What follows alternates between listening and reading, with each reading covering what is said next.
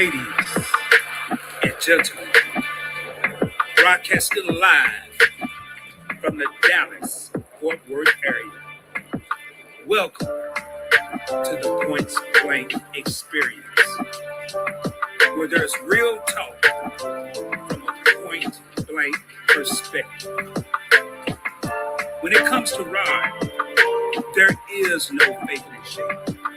He only knows how to be one way, and that is 100% real. While you're enjoying the show, you may want to call or text a friend and invite them over, because we're about to have a whole lot of fun up in here. So sit back, relax, and enjoy the show, and let's get real, baby.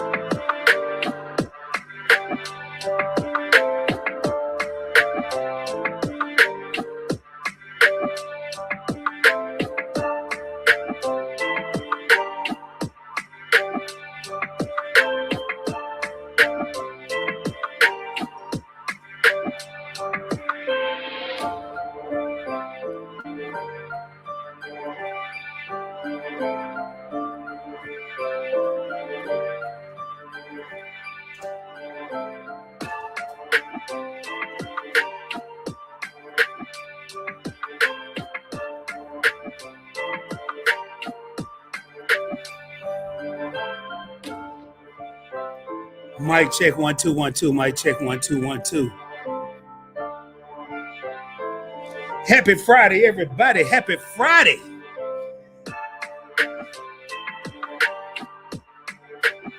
Welcome to the Point Blank Experience.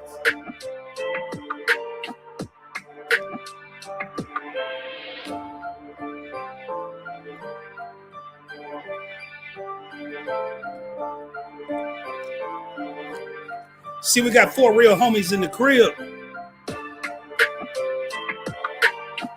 And I'm getting in that groove. Actually, I'm in that groove. Without any further ado, let's get ready to come up in this thing. As you can see from the screen, the passcode to success is 247365. That is a motto for the Point Blank Network. And as you can see from the screen, you have the entire all 4 channels from the networks. You have Point Blank Travel, the Point Blank Experience, Point Blank Finance, and Point Blank Clips. And without any further ado, let me go ahead and get ready to bring myself up in this thing and see what we got going on. I have a special guest here tonight that I'm extremely excited about. And without any further ado, what is going on, everyone? Welcome to the Point Blank Experience. It is a pleasure to be here. I am your boy, Rod. And on this channel, we have a couple simple slogans. Real talk from a point blank perspective, and it's more than a YouTube channel. It's an experience, baby. So sit back, grab your popcorn, get your soda, get your wine, get your water, your tomato juice, whatever you drinking tonight, because I got an educated brother here tonight that I'm going to be asking some pretty good questions, and he's going to school us on a couple of things. Let me get my comments pulled up here, man. In case this is your first time here, I am broadcasting from the Dallas-Fort Worth area, DFW, Arlington, Texas, to be exact, home of the Dallas Cowboys. And if you haven't subscribed to the channel, please be so kind and hit that little black subscribe button. There is a bell notification next to it. It's going to default to personalized. Make sure you go up one, select all. And I'm going to tell you, man, I'm not going to waste a lot of time. I'm not going to waste a lot of time getting into this. You know, I was on the Major Change Group. I was on Tasha's channel about a little over a week ago. Just went in to say, you know, hi and check out what she was talking about. And I've worked with Tasha several times, and man, it's always a pleasure to work with her. But she had this young brother up there that was spitting game. And I'm like, yo, I got to get this dude on the channel, man. And that's how I came across William from Before the Billions. So I want to thank Tasha. I see Tasha's up in here. I definitely want to thank her. There's how you doing, Tasha? Blessings, my sister. I want to thank her for virtually introducing me to this young man. But this brother that I'm about to bring to the table, as I do research for interviews, man, and I was just telling them backstage, number one, before I even ask you to come on my channel, I already have a level of respect for you. But as I research people, that level of respect tends to keep increasing. And then once I do the interview, I'm at about a 250% respect level higher than I was before I even started. So I'm getting ready to go ahead and bring him up. Let me see who all we got up in this thing real quick. We got finance, first gen corporate. We in here. Oh, I like that, man. I like that name. First gen corporate. I like that name. We got Ray of Sunshine. My sister, what's going on? Peace, PBE, listening in. Great evening, everyone. What's going on, sis? How you doing? Again, we got Tasha, Major Change Group in the crib. We got Work to Live, Not Live to Work. Hey, Rod and PBE fan, what's going on, Felicia? How you doing? And we got my queen up in here. Hey, again, at the Points Blank Experience. Hey, Ray, we got Wiley Hustle in the house.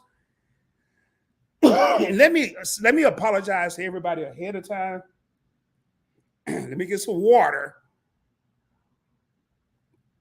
I am a little hoarse. I've been recording and live every day this week.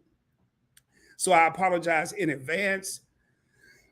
Excuse me. So if you hear me coughing or something, my voice is almost gone. So I'll probably take a break tomorrow and maybe Sunday. But anyway, everybody in here, y'all, if you have a question for our guest, please put an emoji.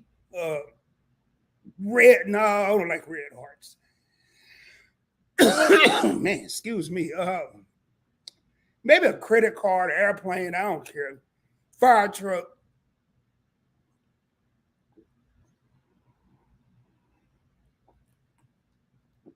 I may end up getting a cough drop here in a minute. And without any further ado, let me go ahead and bring my man up. You ready, bro? All right. Coming to the stage, here's my main man, William. Let me take this down, pull him up. What is going on, my brother? How you doing? How you doing? How you doing? I'm doing well, Rod. How are you doing? Oh, man, I'm over here. My voice is like leaving. It's just disappearing. So good to have you on the show, man. I thank you backstage, but I want to publicly thank you for taking time out of your schedule to come on and bring us this knowledge and just let us know all about the Before the Billions. So, all right. I appreciate you for having me on your channel as well. Thank you so much. Excuse me. Well, before we get started, do me a favor, William. Can you tell everybody a little bit about yourself? Not too much, because I have some questions. Yeah. Is my connection? Is it my connection that went out, or is it? Can you say that one more time? Uh-oh. Can you hear me? Can you hear me? Yeah, I can hear you now. Yeah. What was the question? Yeah, just go ahead and tell everybody a little bit about yourself. Not too much, because I got some questions for you. So, all right, cool. So, thank you so much, Rob, for having me up on the channel. My name is William from Before the Billions. I am from Atlanta, Georgia. I was born and raised over here and still live over here in Atlanta. I went to Georgia State University, got my degree in computer science, and I started Before the Billions because I actually got laid off from one of my first jobs as a data engineer. And I was thinking, how can I be able to help others to not fall into that same mistakes that I fell into? So I started my LLC Before the Billions, and I've been doing it for up to 2 years now. So I started in 2021, and I've been loving it, built a great community, and I'm looking forward to the future. Okay, cool. I had to get me a cough drop. I should be good now, man. I'm like, whoa. Right. I've been good. I mean, I've been hoarse all day, but now you say you're from Atlanta. Have you always been in Atlanta, or have you lived anywhere else? Or I've only lived in Atlanta. Okay. I've traveled to other places, but this is my home. So okay. Now, I usually ask, what made you start a YouTube channel? But I already know. Now you got laid off, Mhm. and can you tell everybody how you actually started your channel? Like, The intended purpose, or well, say, because I know you got laid off from your job, Mhm. and you decided to do a video about being laid off from your job, Yes. but you couldn't share with everybody that you had this YouTube channel because you didn't want your family to know. Can you tell everybody that experience and how they kind of went? And Yeah. So when it first happened, I had my YouTube channel since like 2013, back when I was in college, and I didn't really do much with it. But until I felt the need, the urge to go ahead and make that video, I was living with my mom at the time, and I was like, "Dang, I'm over here helping to try and take care of them, and I just lost my job. I got laid off. I used to work at a company called Home Depot, right, as a data engineer. And when I got laid off, I was like, okay, what am I gonna do to be able to make money? And I was so frustrated because I thought I was doing such a good job. So I was gonna make this YouTube channel and then make it relating to technology and being a black man in tech. So I made a whole bunch of videos that were explaining like career advice and how to be able to do well within your own career, especially trying to get into the tech industry. And ever since then, I was able to grow the channel. So now I have a separate channel called Black Man in Tech, which is mostly focusing on technology. And then my Before the Billions channel is more so now focusing on finance and business related topics through my series called LLC Twitter. So Black Man in Tech is talking about the experiences as a black man in tech, and I interview a lot of other black men to show representation that, hey, you can get into the tech industry. And then LLC Twitter is talking about all the things relating to finance and business. And you may see some things like we break down $1 million fraud case and how the person who actually committed the crime, they say, okay, well, I can't wait to get out of jail so I can do it again. Right. So we kind of just break down those types of topics to see like, hey, somebody who can portray themselves as a legitimate business owner can then also be defrauding people. So those are just some of the things that we talk about on LLC Twitter. now, how did billions? I'm sorry. Can you say that one more time? It went out for some. I don't know if it's Yeah, I me or saw if the little it's circle. Now I say you came up with. How did you come up with the name before the billions? You skipped millions. You just straight to billions. the way I got to Before the Billions. I was in high school, and it's a crazy story. I told this story before, but so the way that the name Before the Billions came about, I was in high school and I was trying to find an Instagram name, and for some reason my nickname in high school was Big Willie Will. So that's what my Instagram name was. And it wasn't until this girl told me that, hey, I feel uncomfortable with you liking my pictures with that name, Big Willie Will. You need to change it. So I say, you know what? Hey, you're right. I need to go ahead and change it. So I was in the locker room with one of my friends, and I just said, hey, how about Before the Billions? It's like a rags to riches story. And that's what I changed my Instagram name to. And then that's also what I changed my YouTube channel name to when I created it. So that's how the name Before the Billions came about. So you went from Big Willie Will Yep. to before the billions. Yes, sir. All right. Okay. Okay. Now you work in tech, and a lot of people, I don't share this a lot. I always say I was in the military for 20 years, which I was, but I never really disclosed what I did in the military. I worked in telecommunications, then it transformed over to information systems. And I remember one day I was sitting in my division on a ship, and I'll never forget. This Caucasian guy came up. He said, "Hey, Chief, you realize you're the only black dude in here?" I see. No, I really never noticed, and I really hadn't. I hadn't paid attention. I was like, well, I guess it's good I'm in charge, huh? Now I bring that up to say I have several friends that are in the IT field, but it's not a lot of us in the IT field. Has that changed? Are there a lot of more black people in the IT field right now? There are a lot more. There are a lot more. We still make up a small percentage, but I have been to a lot of black tech events, specifically Technologists of Color. I go to them. I've been going to them for 3 years now. I've been to Blackest Tech, which is another. It is one of the largest black tech conferences that are in the East Coast, along with Render ATL, which is another one. And those events have been absolutely great.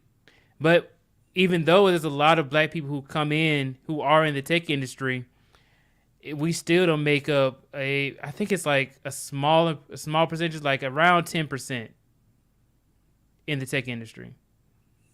Now, what you did a video about this. What do you think the hardest thing about being a black man in the tech industry? What's do they think that we have to work twice as hard, or do we have to prove ourselves? Do they think we really don't know what we're talking about? What have been your experiences? So the hardest thing is not seeing other representation of other black people within your industry.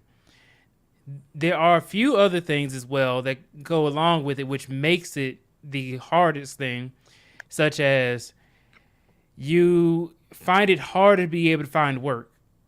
That's one thing I've noticed.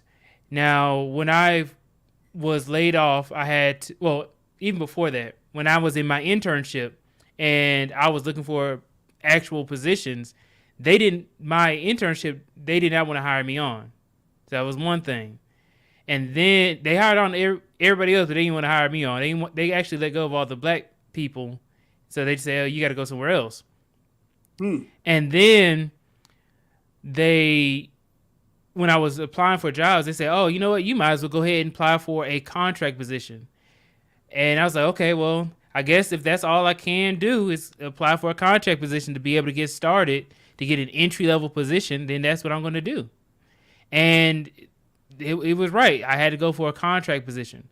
Now, one thing is that a contract position is not the end of the world. It's not a bad thing per se. It's just that you don't get a lot of the same benefits of a full-time position.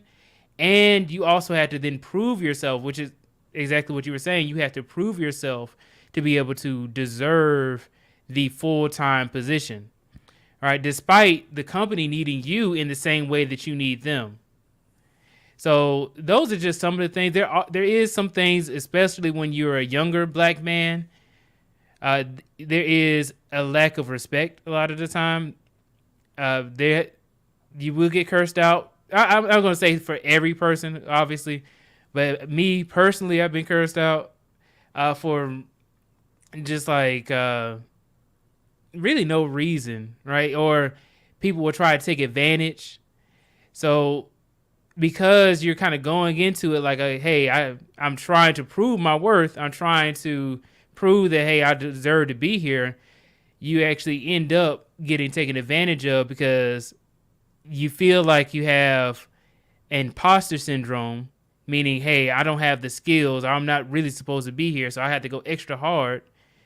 And a lot of the time, they don't appreciate it. So you have to figure out a position or a company that will appreciate you. Now, being in Atlanta, are there a lot of black tech firms down there, or is it still predominantly not black? I mean, there's a lot of tech startups. There's a lot of tech startups that I have. Actually, you know what? Yesterday, I went to Technologists of Color. There's a woman by the name of 𝗖𝗓𝗓𝗓, and she's on LinkedIn.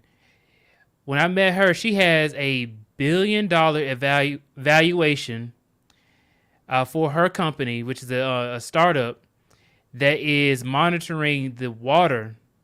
So you've heard of the Flint water crisis? Right.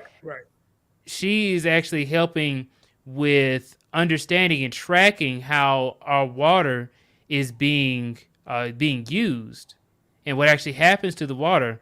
Before that, we weren't doing it, and she was explaining how her company, she just so happened to think of the idea of how to be able to save the world, and by looking into how to treat our water, and she ended up getting reached out to by I think it was Jeff Bezos and NASA and all these other companies, and then hey, this black startup ended up getting to $1 billion valuation. Wow. Now, talking about that, and I'm glad you brought that up because that was going to lead into my next question. You got laid off. Hmm? You say you have to go in there and prove yourself 2, 3, 4, 5 times as hard as anybody else. Do you think it's more important than ever for our brothers and sisters to start looking at starting their own businesses? Yeah, I started my own business, so yeah, I would say it would be. It depends though. I can't say everybody should start a business, but if you have the skills to be able to start a business, let's say you have a hobby that you enjoy, something that you're passionate about, something that you can see yourself doing for long periods of time, you can do it for forever and you'll never get tired of it. I would say, okay, good. It has to be a skill that you can either market to others and also something that you may be able to scale later on after you grow your business and your clientele. So a product based business and or a service based business, those would be the ones I would say you can go for. But if you have the desire to start a business, then go ahead. And if you have the skills as well to be able to do it, and it takes more than just motivation to be able to do it. It takes determination and discipline. So those are Yeah. just some things that I say about starting a business. Brown Girl Bella has a comment here. And y'all, if y'all have questions, man, credit card, any emoji, at least I'll be able to see it. Brown Girl Bella say, yes, in my industry as well, you get a lot of contract only roles. She took one and it was the worst than being on salary, which shouldn't be the case, FYI. you know, and going back to what you were saying, and I'm pretty sure that's what Brown Garbella is saying, you know, you get these contract positions, you're making good money, but the benefits aren't there. So is the money, I mean, you look at the medical, your retirement benefits, they're not there. So I definitely feel what y'all was saying. Brown Garbella also has another question. Now, a question. She's been seeing a lot of remote positions in Atlanta. Do you have any insight to why there are so many remote positions in Atlanta right now? Yeah, the world is going remote right now. There are so many companies going remote because of the pandemic that happened. And, in Atlanta, my company right now is remote. I'm fully remote right now. And I love it. I've been remote since 2020. And there are a lot more coming. There are a lot of positions that are hybrid now too. So you have Microsoft and Google who are in Atlanta as well. Microsoft actually just moved over here, and they have hybrid positions. So you can still get a little bit of flavor with the sometimes remote, sometimes in the office, but there are a lot more remote positions coming up. Cool. And I'm loving the interaction from y'all in the comments. Please keep it coming. Hey, Major Change Group said, I love working from home. I'm gonna tell y'all, I can't do it. I'm not disciplined, man. I be doing everything. I be outside. When the pandemic first started, I was outside, supposed to be inside working. I ain't gonna even say what else because I don't know who watching me for my job, but I was doing everything but working, man. I was like, I can't do this. And I also want to say, give a shout out. So far, we got 2 members of the Alliance in here. The Alliance is the group that I rock with on YouTube. We got Brown Girl Bella, part of the Alliance. Your favorite couple just came in. Good evening, Points Break Experience, and everyone in the chat. Don't forget to connect with Before the Billions. Your favorite couple, drop the link. Connect with them on YouTube. Subscribe. He was sharing some with me earlier, which I'm going to ask him about that later, that he had all these live streams, but we're going to get into that. Brown Garbella said, Major Change Group currently looking for a fully remote role now. I'm spoiled with these 2 days working from home, and now I want the other three. Man, maybe I had to go get better with this. But so you did a video talking about millennials wanting to retire at 50, not 65. They want to retire 15 years earlier than their parents. Why do you think that's the case? Yeah, that was an article that I was reading, and I think it was from Washington Post. They Mhm. made that article, I think last year, end of last year. And with that, they were just bringing up how there are a lot of people who are high income earners, and they are putting their money, saving it, and investing it, and they're able to be able to retire early. But they of course they have their different movements. I don't know if you've ever heard of the FIRE movement before, but it's pretty much just financial independence. People are understanding that, hey, I don't want to work for 40 years of my life and still not have a guarantee of having Social Security to be able to help me through retirement. They say that people my age won't have it when we get up to that age. So why not go ahead and take it into your own hands and be able to retire early and be able to utilize your youth. So those are some of the reasons as to why that article was written, and some of the reasons that they said in the article and also in the comments. And yeah, I've heard of FIRE, financial independence, retire early. I Mhm. never really, um, by the time they came up with that, I was too deep in the game to do the FIRE. But that's a mindset. Was I really too deep in the game to have financial independence and retire early? I'm still ready to retire early. I have about a decade, a little over a decade before I'm able to retire. But I don't know if I can. I don't know if I can do that just yet. Now, I like how you put it because you're saying that these millennials, are taking their money. They're making more money. They're putting it away. They're saving. They're investing. Um, with the What do you feel? How do you feel? You're a younger gentleman. How do you feel about the younger millennials coming in and replacing the people? Like they don't want to pay the old school people because they figure the millennials will do the same job for a fraction of the cost, a fraction of the salary. How do you feel? Is that the case in your industry or? So can you kind of, so you're saying So let's just the say, new generation coming in and replacing the older generation? I'm working at Microsoft in the IT field. And I'm making 130,000 a year. But then you get this new college graduate that comes in and he'll do the same job for 65,000. Naturally, if I was a business owner, I'm gonna pay the dude 65, get rid of the dude that's 130 because I'm saving half the money. Do you see that a lot in your industry? I mean, it happens, yeah. I mean, because that's how it's supposed to, right? Because obviously the new college graduate, they aren't going to be doing the same exact thing. They're really just going to be an entry level person who is a helper of the more senior engineer. So they won't replace them immediately. Oh, we got this new college graduate, we can just go ahead and replace them. They're going to have to take a few years to kind of ramp up before they can actually replace them out. So essentially what's going to happen is the senior person is going to have to train the new college graduate in the ways of being an engineer, and then after some time passes, they'll eventually, somebody will retire. Actually, I read this article that explained why people actually quit jobs, and it had nothing to do with only money. It had to mostly do with where the person was in their life. So if their birthday is coming up, Mhm. and let's say they're turning 30, at 30 years old, I want to be here in my life. Then they'll go ahead and start to look for a different job or try and change something about their own life to make it closer to their vision of where they wanted to be at that time in their life. I want to be able to make $120,000 by 30.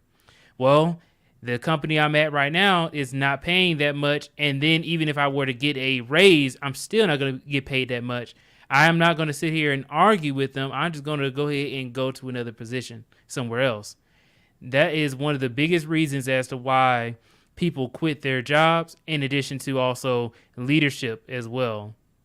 So we're gonna come back to some of these soft questions. On my interviews, I always say I have an oven.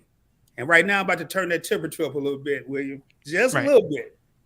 Just a little bit, man. We got to, because I want to hear about these before the billions. I didn't know it had nothing to do with Big Willie Will and all that. But so I'm going to come back to the jobs and all that stuff. But I want to flip the script a little bit. I like to keep people on their toes in my interview, not just you, but the audience as well. I do want to highlight a couple of things that I saw here. Brown girl Bella, and we were talking about this earlier, she says that depending on what state you're in, look on LinkedIn and they're based on what you do, it's like fishing in a barrel right now, looking for jobs. She applied for a job today and she texts me earlier and said, hey, I got a response in 42 seconds. I'm like, why are people saying there's no jobs out here? You getting responses in 42 seconds. But then she said she's still a little nervous about that. And yes, it is smart business if you get rid of the old. And I like what your favorite couple said, and it's kind of going with what your favorite couple and Bella are kind of tag teaming it. The old heads and the new heads are being replaced by computers. And that's true. Yeah. I mean, so man, I got to ask you a question, man. I'm getting a little personal now, not too deep. Are you married or single? Single. You're single. Okay. Mm-hmm. And when that day comes, how do you feel about a woman being the breadwinner in the household? I wouldn't like it. I would want to be able to be the breadwinner myself. Hey, y'all, this is not scripted. I promise. I promise. Well, I knew it. I was hoping you did anyway. Why wouldn't you like it? I'm curious, William. I'm sorry. Why wouldn't you like that? It's just how. So I can't even say it's how I was raised, but it was just how I thought of things growing up. I thought that the man's supposed to be the breadwinner. But even when I was growing up, my grandma was a breadwinner. My grandma and my granddad.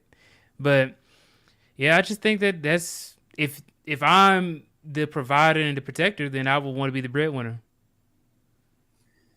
And I asked that question because I thought about it long and hard today, and I was like, personally, I wouldn't mind. I wanted to say that. Personally, I wouldn't mind because if we're a true team, it really doesn't matter who's winning the bread. We're a team. However, me being the man, and you said the key word, me being the man that I am, M-A-N, I'm going to want to be the breadwinner because that's kind of, I'm like you, that's how I was raised. But I think if you're providing and the lady, your wife, your spouse, whatever happens to be making more money than you, I don't think it's that, to me, is that detrimental. But what I would have to stay on my toes and make sure I don't get too comfortable and start slacking, if that makes sense.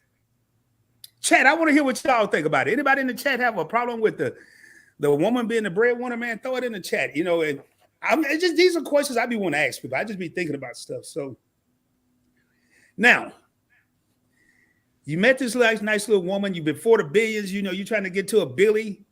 You're skipping a millie. Individual accounts or joint accounts in the household? I mean, if I'm married, then I think you get joint accounts, but I think that you should. So I have multiple accounts. So I would have like one joint account and then I'll have several other accounts for other things. But yeah, so you have a 401k, you have stock account, a brokerage account. I mean, you have. I have a separate savings account just so that way I don't have to touch it and stuff like that. So I have multiple accounts, but I probably would have one joint account. Good answer. Because I think you should have a joint account, but then I think each individual should have separate accounts. Pour money into the household account or the joint account, and then have your separate accounts. And y'all in the chat, y'all more than welcome to chime in on these questions because I want to get everybody's input on this. So now you did a video on people starting to live in their cars because of the housing crisis. Man, what's up with that? Do you personally know anybody living in their car right now? I actually did. Yeah, I do. So I'm not gonna put their business out, but I do know somebody who has lived in their car. It is pretty sad to know that people are actually going through that. With that video, I did that last year, and it was more so that she didn't really have to have lived in her car. It was more so like it was better for her in her own mindset as to why she wanted to live in a car. I think that as far as like the housing crisis, I learned a lot about the housing crisis because I just took an interest in real estate. My mom is a realtor, and she's actually the one reason why I got my house now. So with that, it is extremely expensive to buy a house. It's doable, but you don't really see too many people in their 20s buying houses. It actually was an anomaly sometimes when people say, "Oh wait, you were 25 when you got your house?" Like I was like, "Yeah." And they said I was like over 20 years younger than the average home buyer. So a you lot were of people 25? I was 25 when I bought my house. How old are you now, if you don't mind me asking? 27. I'm gonna be honest with you. I'm not gonna say I don't know any people, but I don't know many people that's 25, especially in this day and age, that's single buying a home. So hats out to you, my brother. Hats out to you. And we got some people that came in. Elevate with Vern came in. Major K. Wait, I saw something I want. Yeah, your favorite couple said, "At Brown Girl Bella, entrepreneurship is the way to go while still working in the corporate field." Yes, man. Why not double dip? That's the way I look at it. Double dip. You're getting the money from the employer, but then also have your own business going on. Now, I do know a young lady. I don't know why she's doing it. I don't know her personally, but she's from my hometown, and she's on Instagram, and she's converting this van into a home. And I'm like, whoa, and you go to places like California and New York, Brown Girl Bella, and I was talking about this not long earlier. And it's common for people moving into their cars and they're doing stuff like getting a membership at Planet Fitness for $10 a month just to go take a shower. Mm-hmm. And then now I got my next question. We're gonna come back to this, kind of keeping in this before the billions.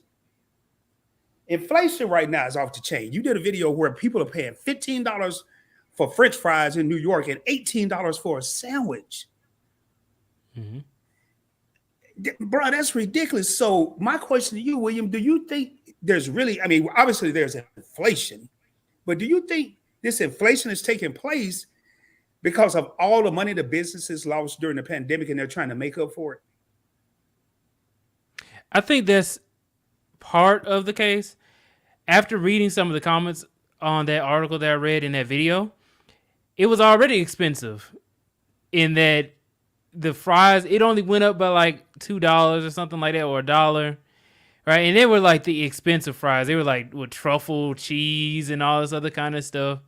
So they weren't like McDonald's fries. I just put McDonald's as the thumbnail.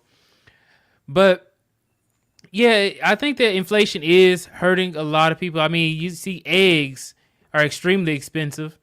I saw eggs, it was like $6 or something like that. I saw some that was like $8. I was like, man, golly, it was for the large eggs. I was like, man, I didn't know it was gonna be that expensive. But so you see, some inflation is going up within our groceries, within the pricings of food. You see some places like one of my favorite cheeseburger places, Five Guys.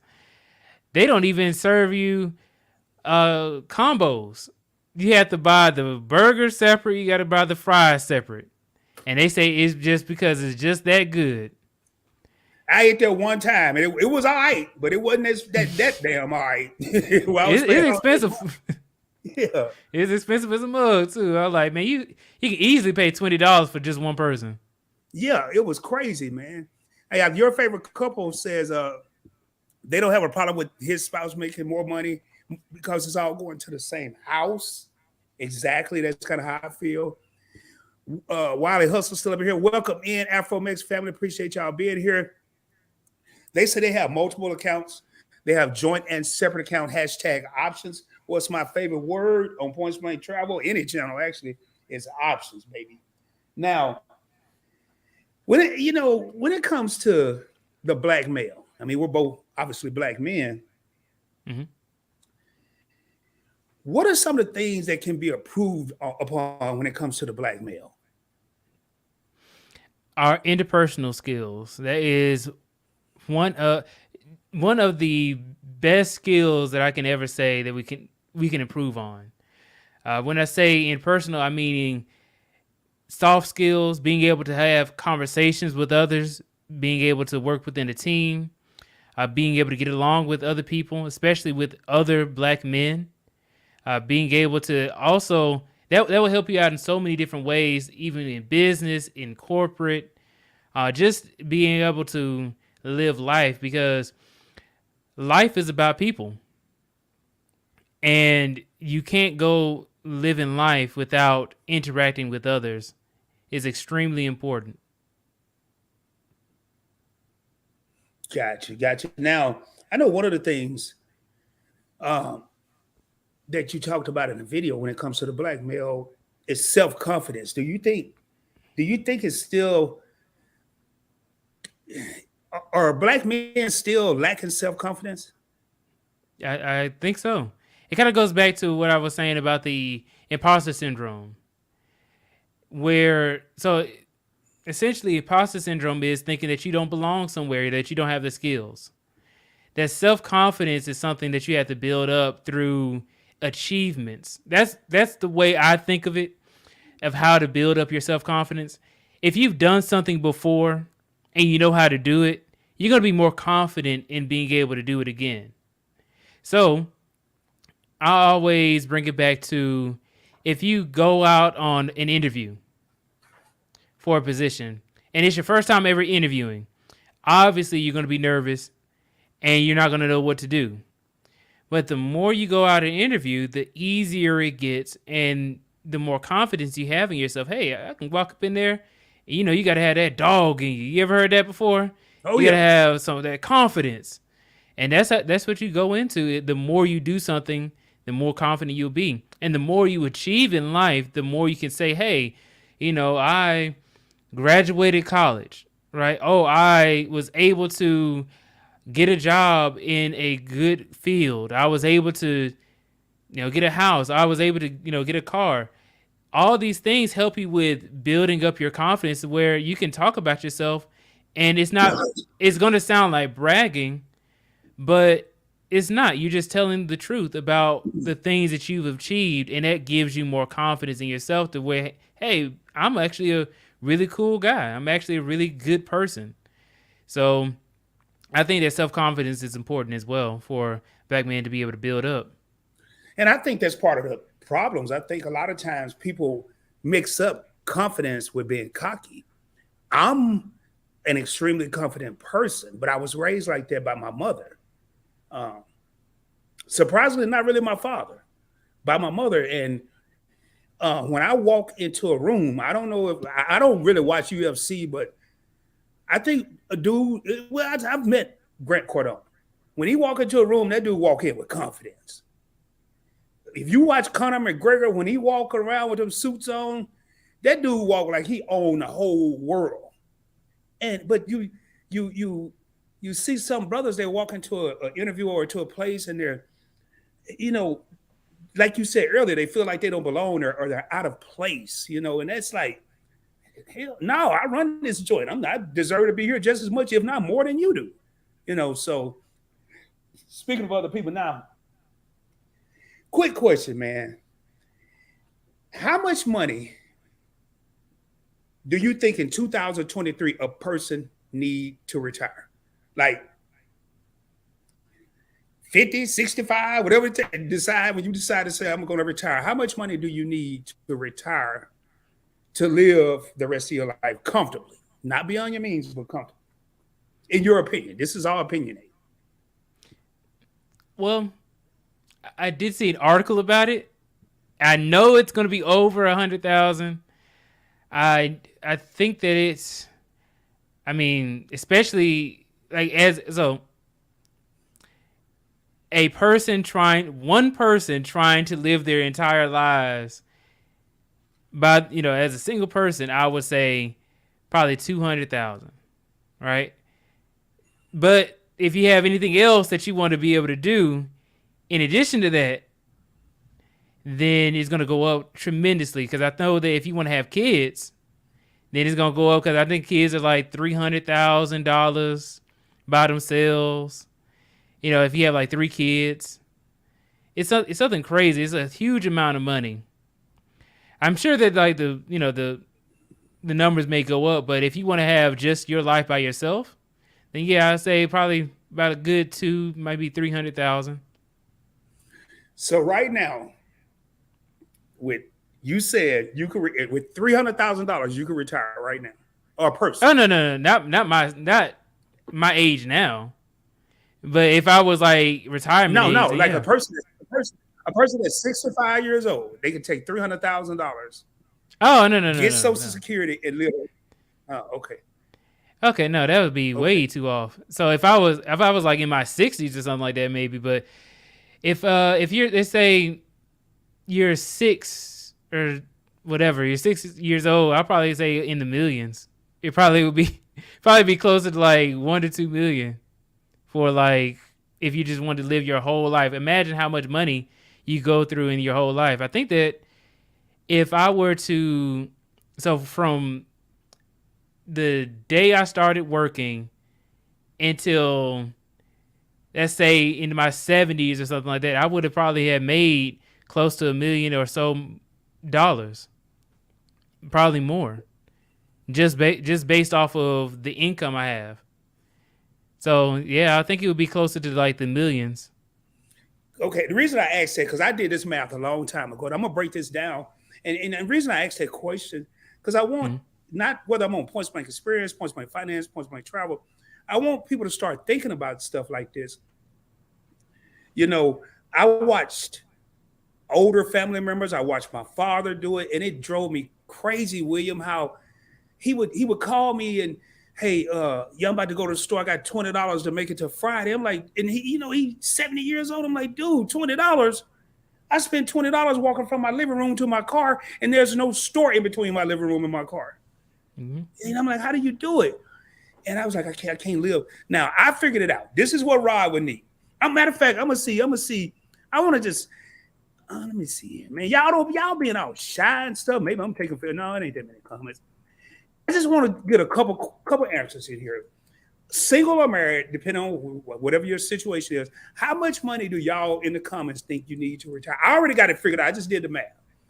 And now I do have a couple different other things going on, but I know how much I need to actually retire right now.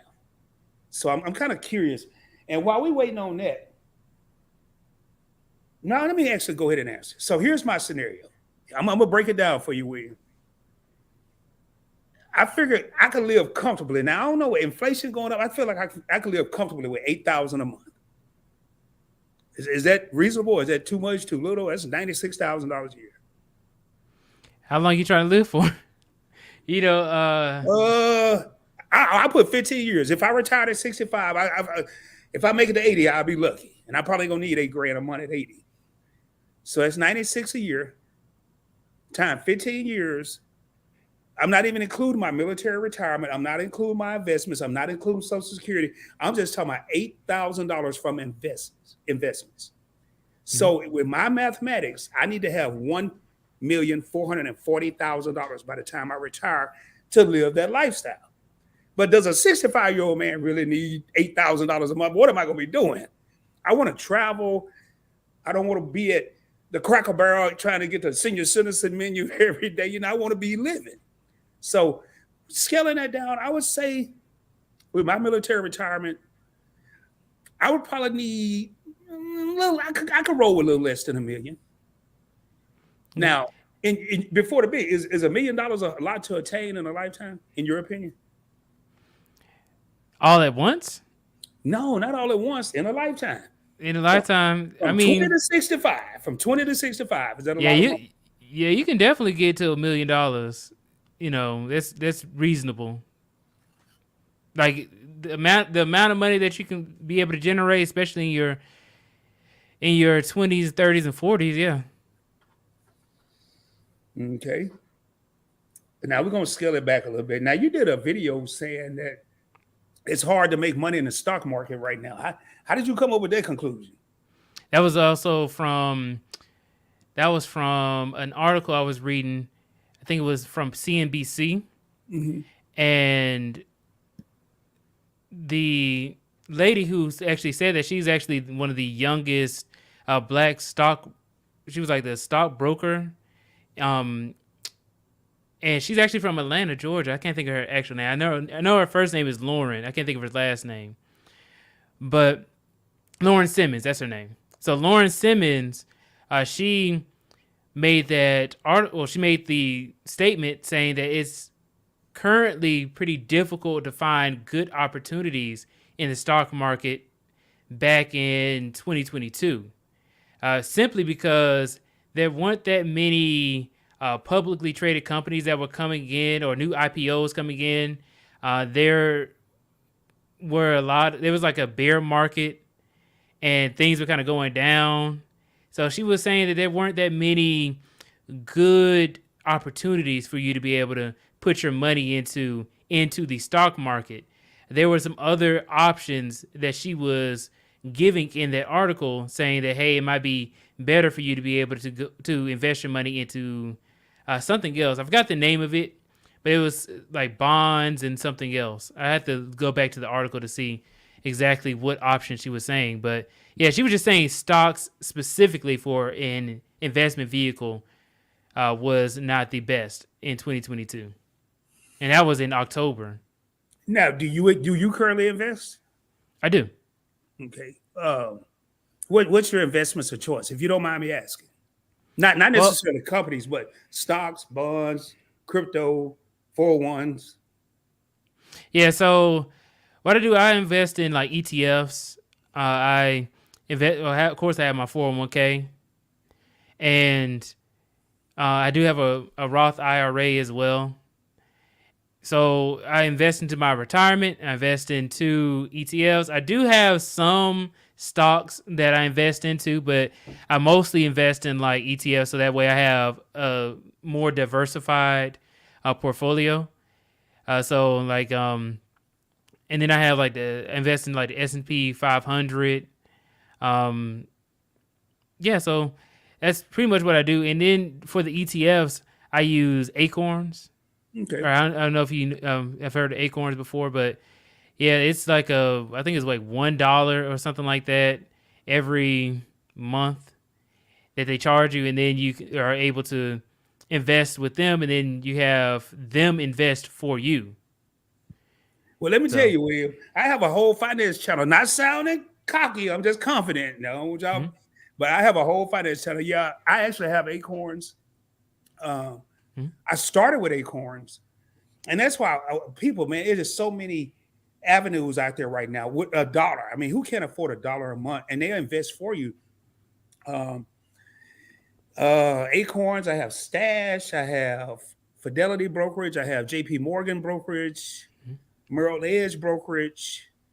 I have about 80, I think I'm up to 92 different stocks right now.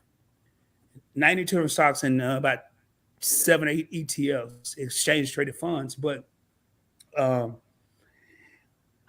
what's your thoughts on crypto, man? Are you not messing with crypto? Or I did have some crypto, and I fell into the Dogecoin thing, and I was like, oh my God, it went down so low. I was trying to hold on to the Dogecoin, and that was probably one of the worst investments because I should have just got out when everybody else was getting out as well, and I would have made a good $600.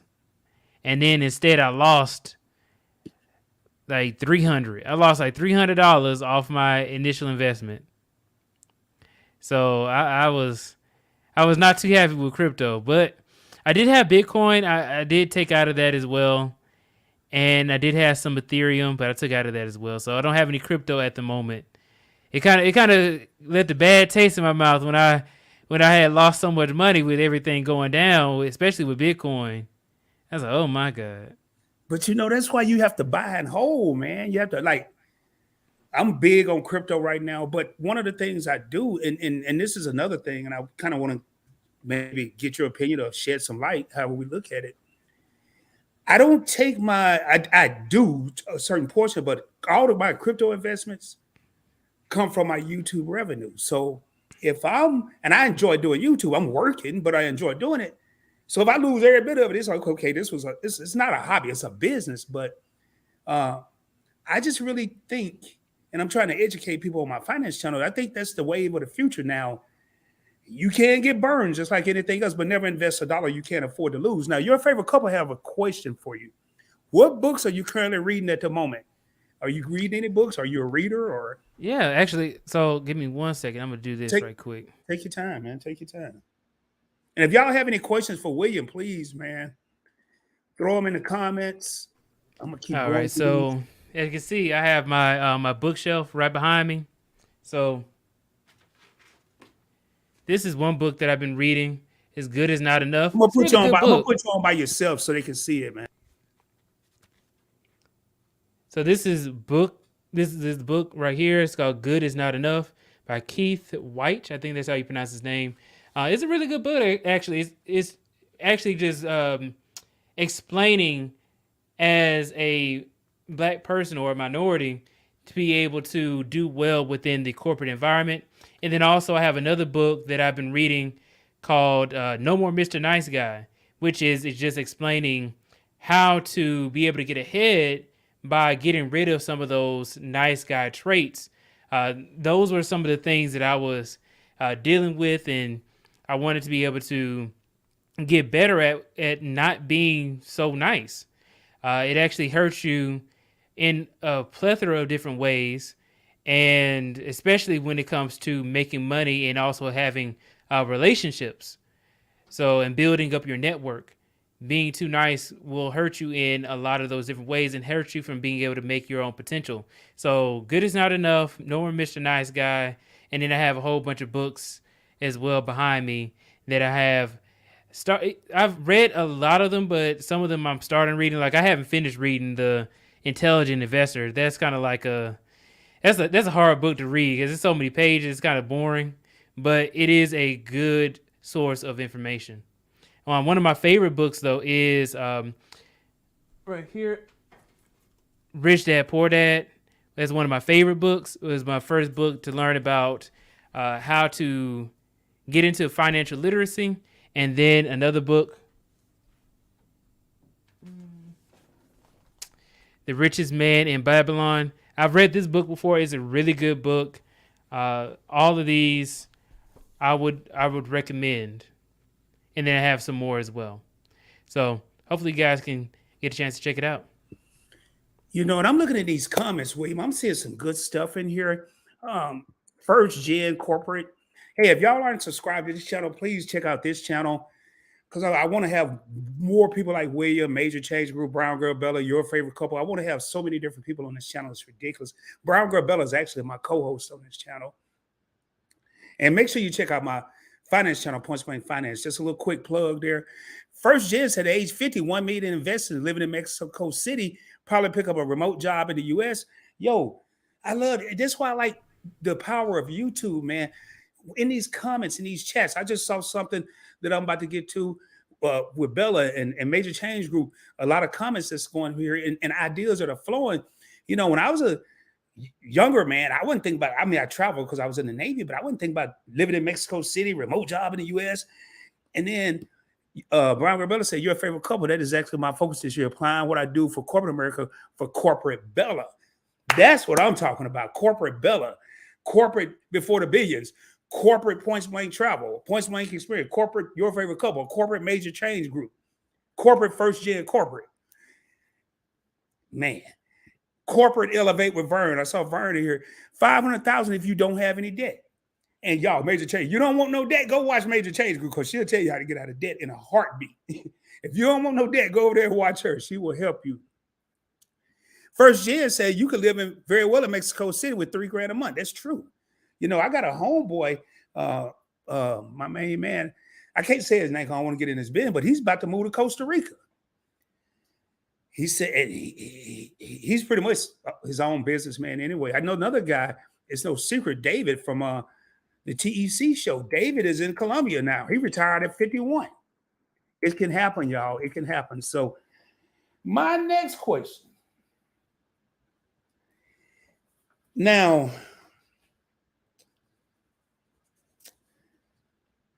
do you get nervous with all these tech companies laying off thousands of people right now? I mean, thousands, 10,000, 12,000, 50,000. Is that starting to make you nervous in any way? Not making me nervous at all.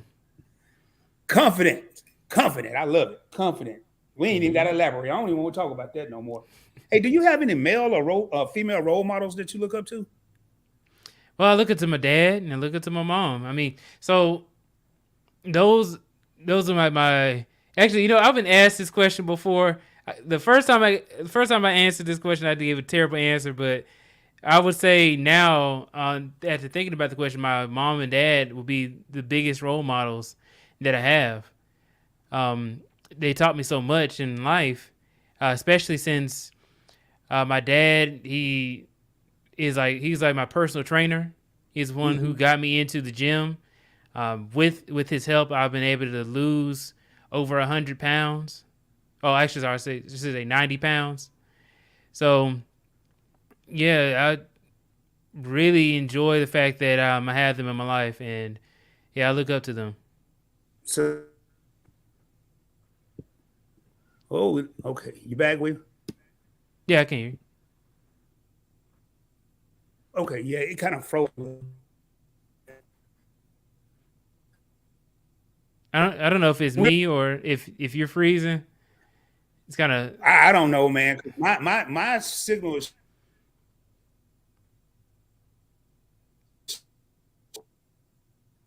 Can you hear me? Yes, I can hear you now. Okay, good. So I was just looking to make sure we didn't have any questions. Now, Major Change Group says she could live off $4,000 a month. I don't know about that. I don't know if I need it. I'm trying to start learning how to do that, but not with the way I want to travel and the way I want to live. I don't want to live. I don't care about no Gucci wallets and handbags and Rolexes. I just want to be able to travel and live. Yeah, I can kind of agree with Major Change Group. I'm kind of closer to that. Close to that $4,000 a month. Hey, you did a video where, and maybe it was a reaction video, but it's becoming, you're starting to see more female homeowners than male homeowners, or it was easier for females or something like that. Can you elaborate on that a little bit? Yeah, I did that video. It was another article, and it was talking about female home buyers are outpacing male home buyers. And I think the overall reason as to why is that they're getting these homes and they're actually having assistance programs to be able to, a lot more assistance programs to be able to get more home buyers. I think Divvy is another one where you're able to use Divvy to be able to buy the home and then you buy it back from Divvy, over time. Mm-hmm. Lease, I think it's a lease to own. I think that's what it's called. Yeah. And yeah, companies like that. But then you also have, I guess, the rationale as to why more women are trying to become more home buyers is because, hey, they're making good money, and they want to be able to accomplish a goal of their own. So, if their goal is to be able to get a home, by a certain time of their life. Remember what I was bringing up when people want to quit their jobs? A lot of people want to be a certain place within a certain period of their life. So they say they turn 30, they want to be able to buy a home. Regardless of whether or not they're married or have kids or anything, they're buying these homes. Now, whether or not they keep the home is another thing. We do have a lot of people who are getting foreclosed on now, but you still have a lot more home buyers coming up. Gotcha. And I like this here. A Major Change Group says she only have 401k. A Brea Sunshine bring up a good point. Puerto Rico is, is comparable to Mexico. There are options out there. Now, could you ever live abroad, William? I don't think I could. I could. It depends on where it is. I mean, I've traveled the world, but I can't be there no more than 5 days. After that, I'm ready to go. The food's different. I don't care. You can go to KFC in the Philippines or KFC in America. They're not the same. McDonald's, not the same. I couldn't do it. Tasha says she only have a 401k. But notice the key word here is only. There are a whole lot of people that don't even only have a 401k. Really, as long as you have something. And that's where I think a lot of, like talking about my father earlier, they wasn't privileged to have 401ks or stocks or credit cards. I grew up in Arkansas. My family, they didn't know about any of that. So they knew about Social Security, Medicare, welfare, but they didn't know about the stuff that I guess back then they weren't allowed to get. So we have a lot more opportunities. Life insurance is so important. Yes. Life insurance. A lot of people don't realize, man, that a lot of people leave generational wealth from life insurance. We talk about stocks and crypto and all this, but your favorite couple bring up a good point. First year, things are going great. Rod, do you leave room to date? I'm in a very serious relationship right now, Marjorie. I'm smack dab in the middle of one. Yeah. I don't know if that was a do or did you, but if it's due, I'm in a relationship right now. And yeah, I'm going to find time to date. So hopefully I answered that question. Want to learn about stocks, crypto? Check out my second channel. I'm looking here. Now, my next question, man, and I don't want to keep you on here too long, brother. You stated, did I ask you about this 150 grand a year being a dangerous place? Did I ask you that already? No, not yet.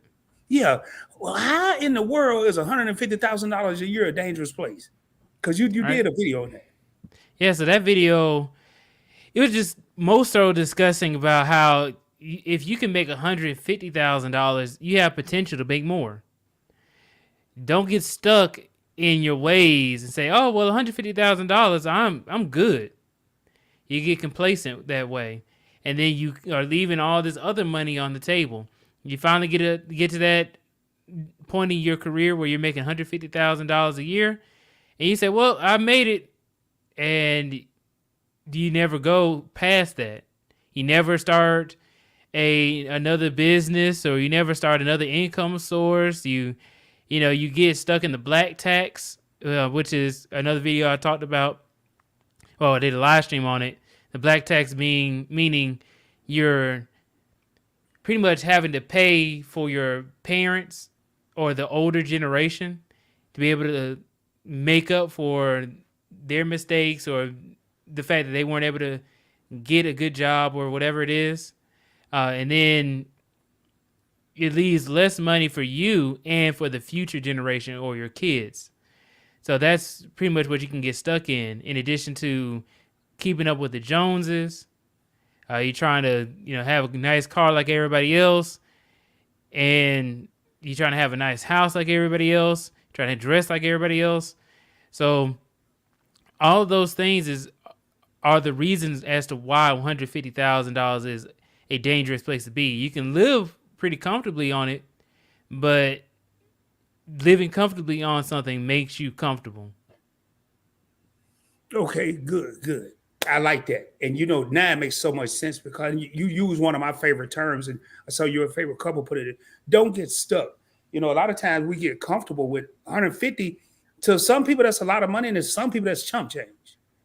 It just depends. Brown Garbella says, speaking of old school self-help books, Who Moved My Cheese by Dr. Spencer Johnson. My first boss gave me that book. You ever heard of that book? I never heard of it. It was first published in the 90s, I think, but it is so worth to read. I'm going to have to check that out. Yes, back to listening. Thank you for coming back. Okay, here's a question from Ray of Sunshine. Says, what about the book Shaq O'Neal said he used to help him be an entrepreneur? He said it's called, I think, Starting Business for Dummies. Yeah, you see a lot of those for dummies books. I'm not familiar with the one Shaq talking about, but I never heard of it either. I mean, I've heard of the For Dummies books, but I never heard of that one specifically. All right, I want to make sure here. I'm making sure there's no questions. The Hayes and hellos, y'all, because I don't want to keep William on here all night. YouTube said he don't think he could live overseas right now. Later in life when retired, I think so. And I'm considering it. Hey, I got a couple more questions, man. We're going to wrap this up.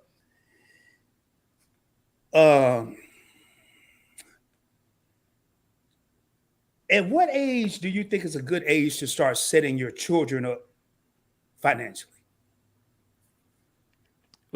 At what age for... So let's say you have a child. Okay. Now, this is a two-part question. When should you, whether the kid know about it or not, when should you start setting up your child or children for their financial future? Or should you? Should you just let them wait till they turn 18 and just figure it out themselves?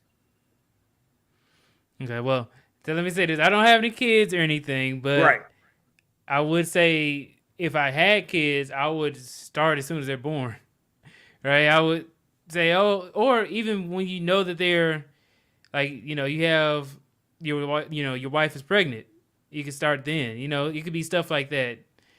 I would start as early as possible.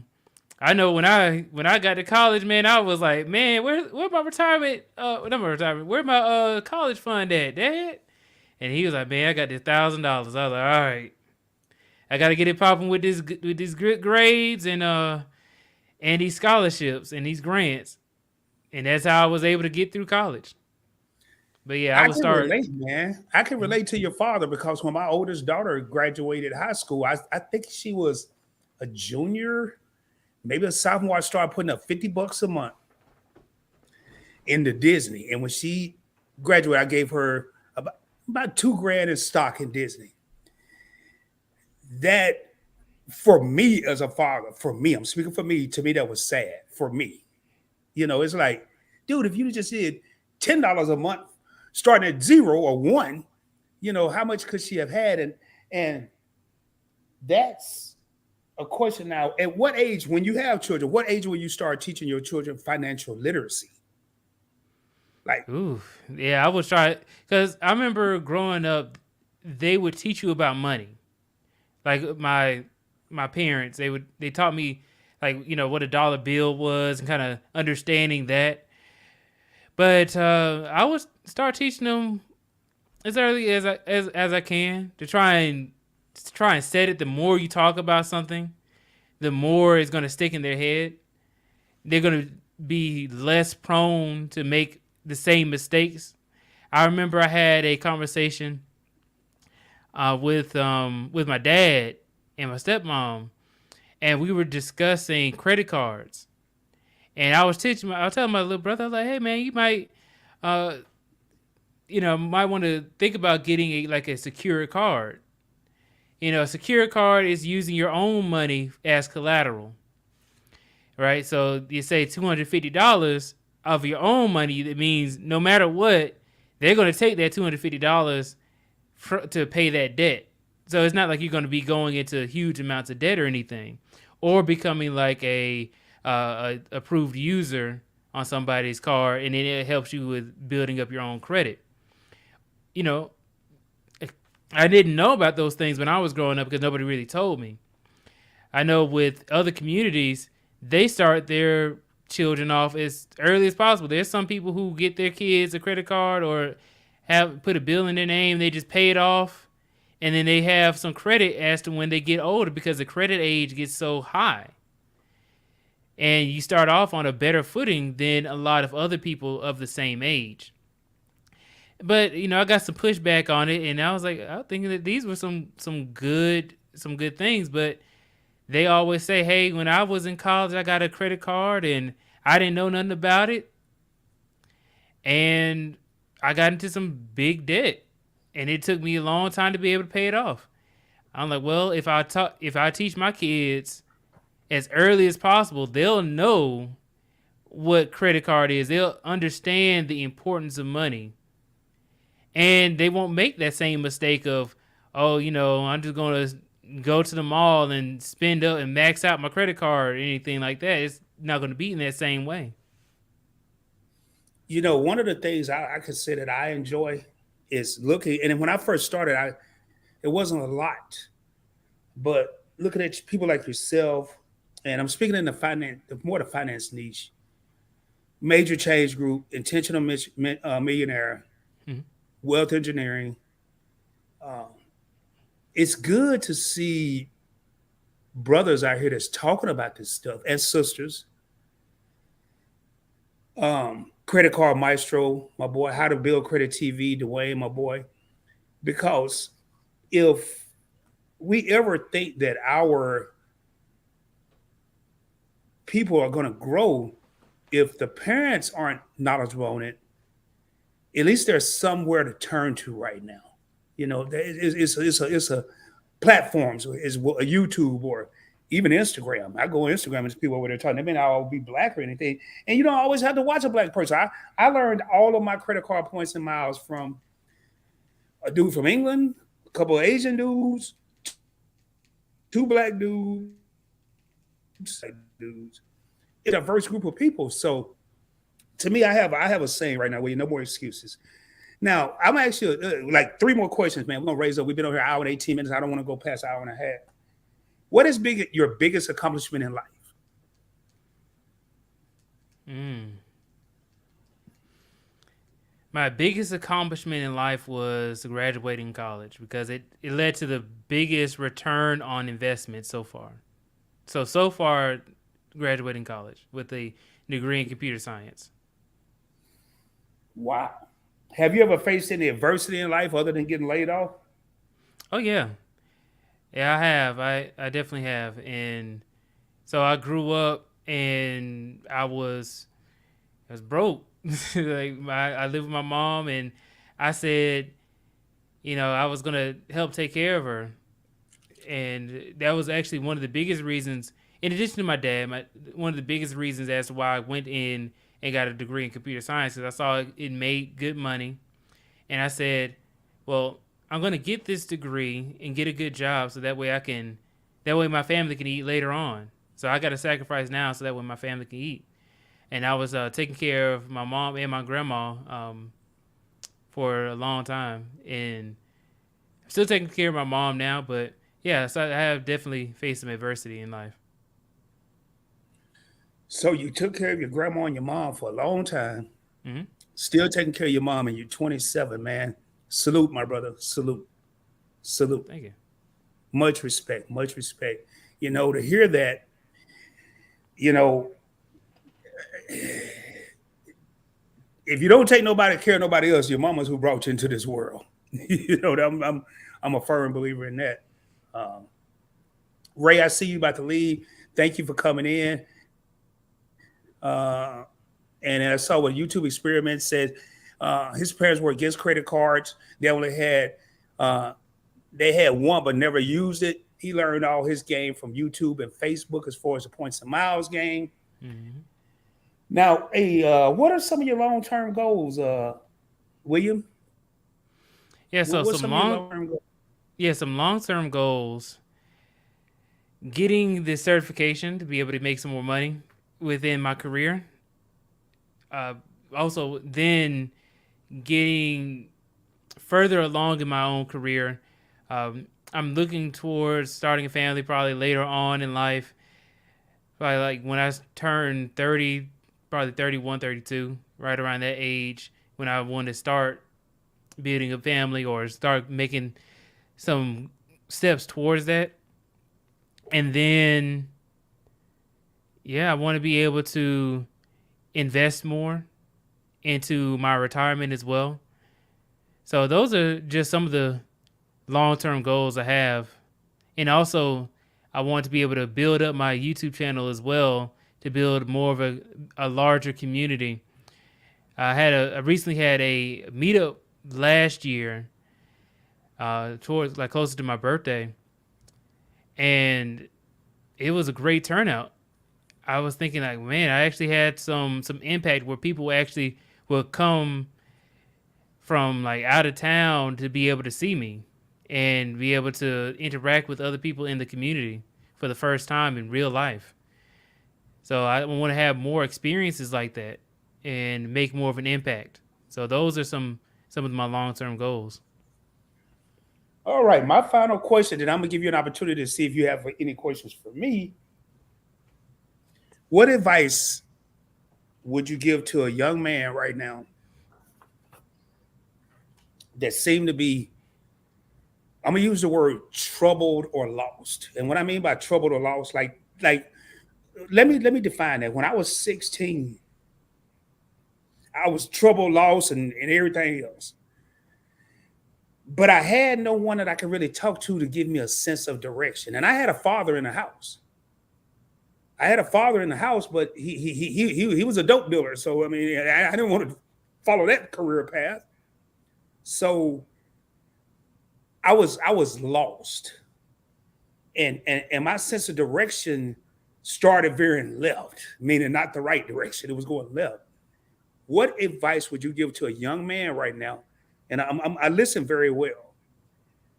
You bought a home at 25. You took care of your grandmother and your mother for a long time. You're taking care of your mother right now, and you're 27. In my opinion, you've been extremely successful. Don't never let anybody tell you any different. What advice would you give to a young man right now that's just going in the wrong direction? Right. So one of the things that I would say, if you're a young man going into the wrong direction, I would say that building up the discipline, the consistency, and understanding that building up your network is extremely important. So I remember you were saying that you didn't have somebody to speak with when you were growing up and you were starting to go left. Well, you have to practice positioning yourself in a certain way that where you're in the right places with people who are doing well for themselves. So let's say somebody who is in high school, start joining some clubs, some groups where you're able to interact with other people who are doing well. I was a part of a few groups like the Future Leaders, 21st Century Leaders group that was at my high school. And there were some go-getters in there that actually motivated me to be able to be a better person as well. When I was in college, I joined groups as well, and I would attend events and meet new people to where I was able to be around people who did good jobs. In addition to that, I thought about how I could help out others in my family. So I had to extract it from away from myself. Even if I said I didn't care about myself, I at least care about others, right? And being able to help others.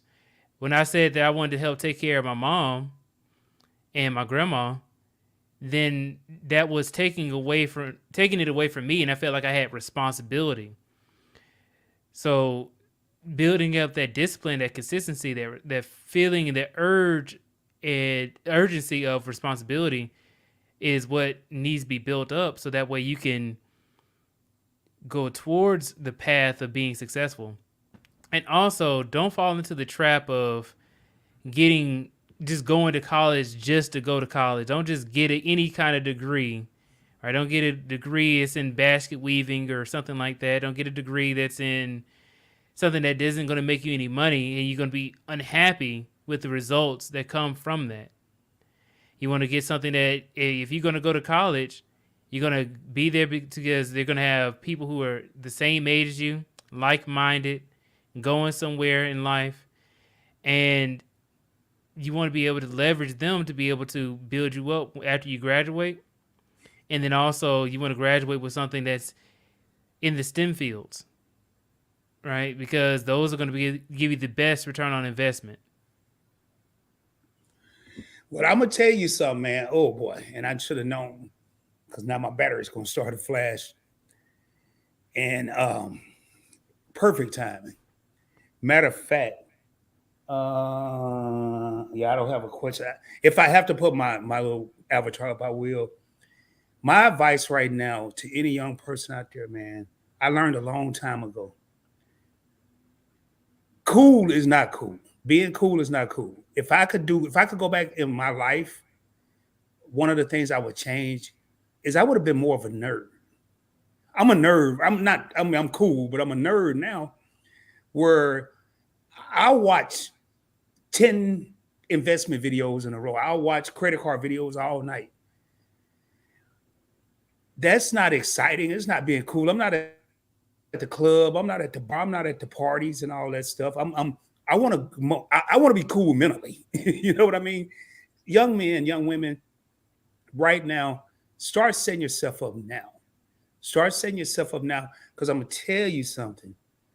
One of my biggest things I want to, wish I could do right now, and I could for a couple years, but not the way I want to, is I want to right now just enjoy life. I'm tired of working for people, but because I wanted to be cool in my younger years, I'm not so cool right now, if that makes sense. If that makes sense. Now, I really don't. I'm gonna put my app because I need to change this battery. Do you have any questions for me? I'm gonna give you a half a second to think. Ladies and gentlemen, I'm gonna put both our avatars up just while I change this battery. That'll get William. Don't leave. His 8 real homies still in here. We're about to wrap this up in the next 5 minutes. I just need to change this battery because it's gonna die anyway. So give me a half a second. Can you put your avatar up, William? Yeah, I got you. Mm-hmm. All right. Give us a half a second.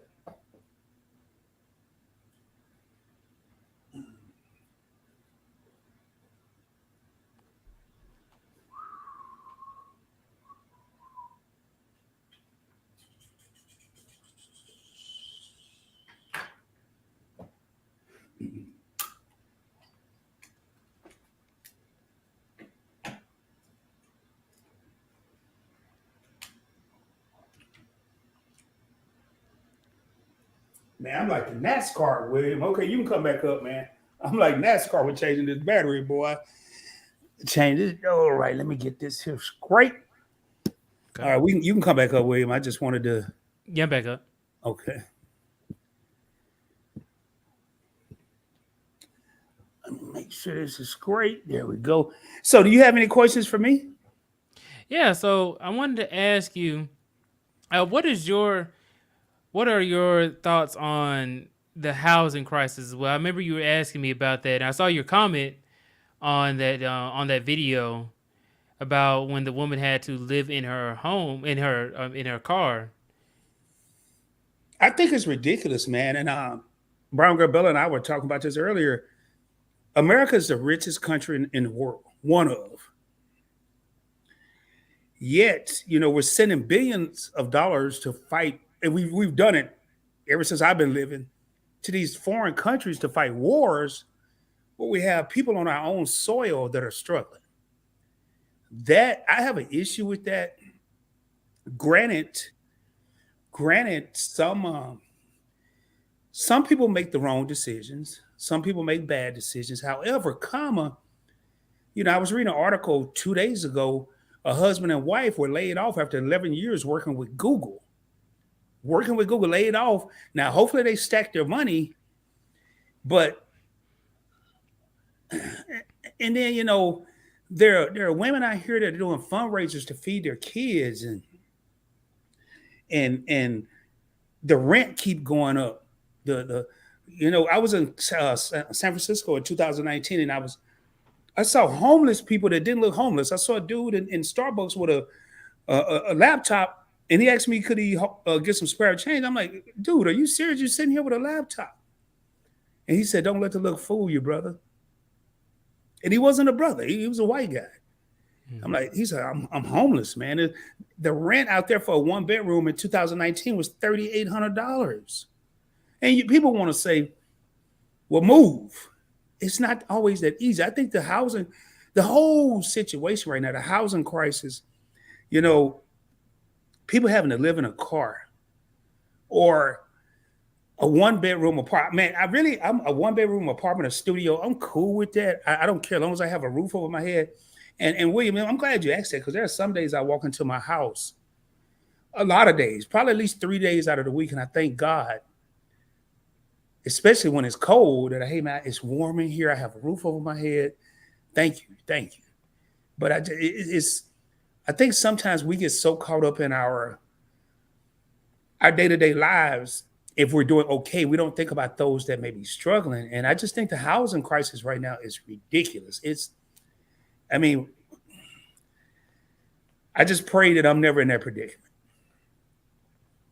That's and that's why I try to teach people on any of my channels. I try to teach people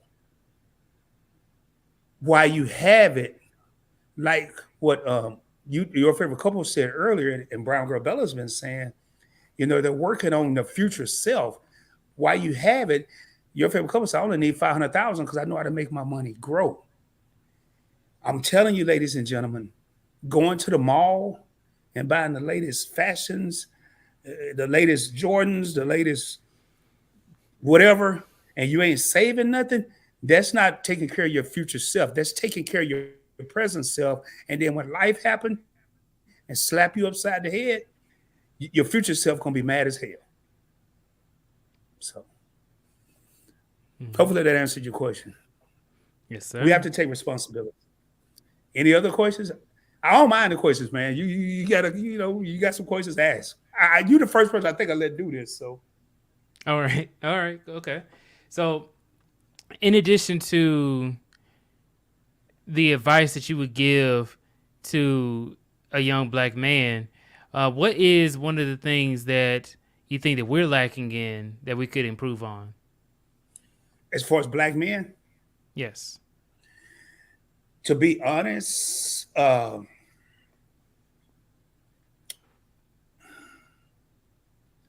like the confidence part and all that. You already said that, but I think not be so selfish. I think black men, or I'm speaking for myself. When I say be so selfish, is as long as we're doing all right, we all right. We ain't worried about the next person or the next man. If you people that come to Points Blank Travel, I always say I want to bring everybody up, but I wasn't always like that. All I cared about was Rod. I cared about Rod and the woman I was with. But as far as bringing everybody in the world up, all the black people, man, I know. But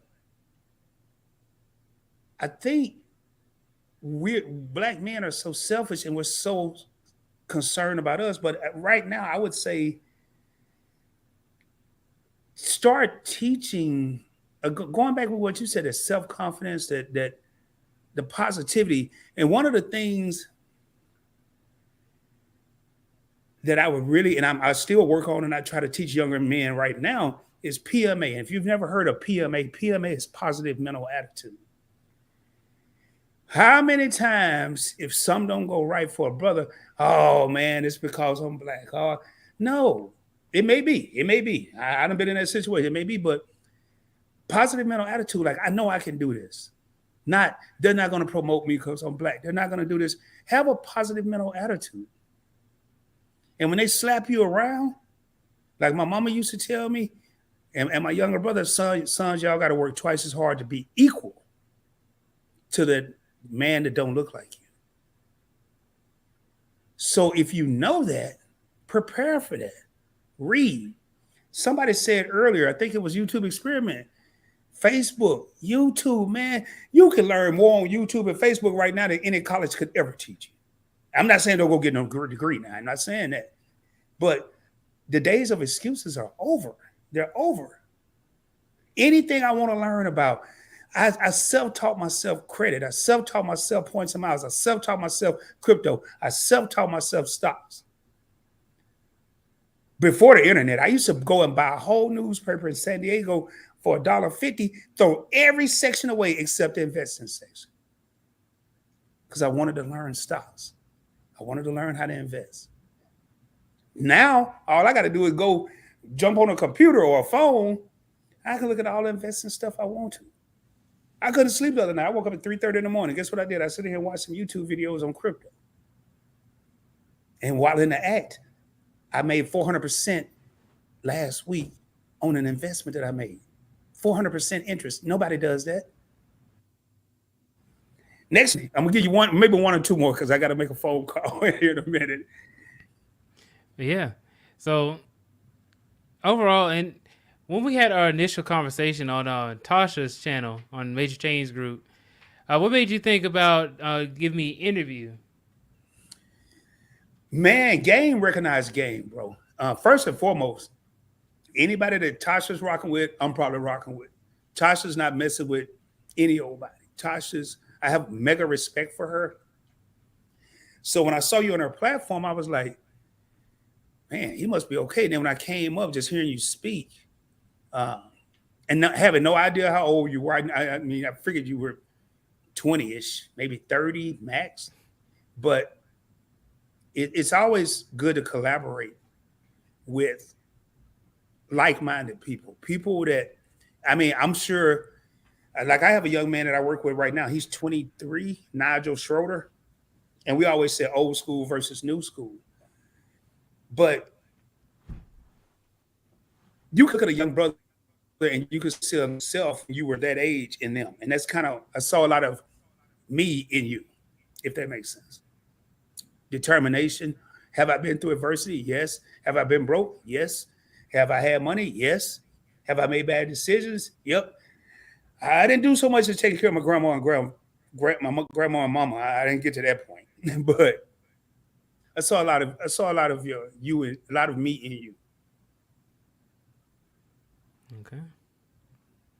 Yeah, that was actually my last question. Well, I tell you what, ladies and gentlemen, if there's no more questions, I want to thank William from Before the Billions for joining the show. Please, your favorite couple was kind enough to put it right there. Don't forget to connect with him on YouTube. Follow him on Instagram. This brother here has a wealth of knowledge, and I'm telling you, man, I love to see young brothers that's just starting. And when I say just starting, 27 is young. You know, there are a lot of 27. Matter of fact, there are a lot of 26-year-olds out there that didn't see 27. There are a lot of 26-year-olds out there that are making mistakes. This brother's doing it right. I told him I try my best to only have the best of the best on this channel, and he's now a Points Blank Experience alumni, and it was a blessing and a pleasure to have you here, William. Please feel free to reach out to me at any time you need anything. I don't know everything, but I know a little bit of some about a whole lot of things. So with that being said, man, I want to thank everybody that came here, everybody that tuned in tonight. I want to thank the members of the Alliance. Again, if you haven't subscribed to the channel, please consider doing so. We're going to continue to bring more people like William, and I know Major Change Group's been on here. Stay tuned. My co-host, Brown Girl Bella, and I, we're going to be doing some interviews together coming up on this channel. Also, check out my finance channel, Points Blank Finance. And check out, if you want to get your credit straight and learn how to travel for little or no money out of your pocket, check out my flagship channel, Points Blank Travel, and all these wonderful content creators in here. You know, Major Change Group, Brown Girl Bella, your favorite couple. Thank your favorite couple for dropping all the links they dropped tonight. With that being said, man, I'm going to get ready to get up out of here. Hope y'all have a blessed and prosperous weekend. Again, I want to thank you, William, for being here. Thank you so much. And I got to thank this young lady right here, because if it wasn't for her, Tasha from Major Change Group, I wouldn't have the honor and pleasure to meet you. Keep doing what you're doing, my brother. Keep doing what you're doing. Please. Please keep doing what you're doing. I don't know when the last time somebody had told you that they were proud of you. Could have been this morning. I don't know. But you're looking at a brother right now that's proud of you. Real I really talk. do appreciate that. Thank you so much, Rod. All right. With that being said, y'all, much love. As I end each and every live stream, shoot for the moon. If you don't make it, you'll be amongst the stars. I can guarantee you, I will be coming at you soon, dropping more heat, dropping more fire, dropping more knowledge. Make sure you subscribe to the channel. Hit that thumbs up. Ring my doorbell. If you didn't do it on the way in this joint, make sure you do it on the way out. I know you smelled the food cooking when you got ready to come into the live because you know it was about to be banging up in here. But please hit that like button. Share the channel with your family. Share it with your friends. Share it on your social media platforms. And until the next time, William, if you can hang backstage for a half a second, we're going to be coming at you soon. Peace, baby. Much love.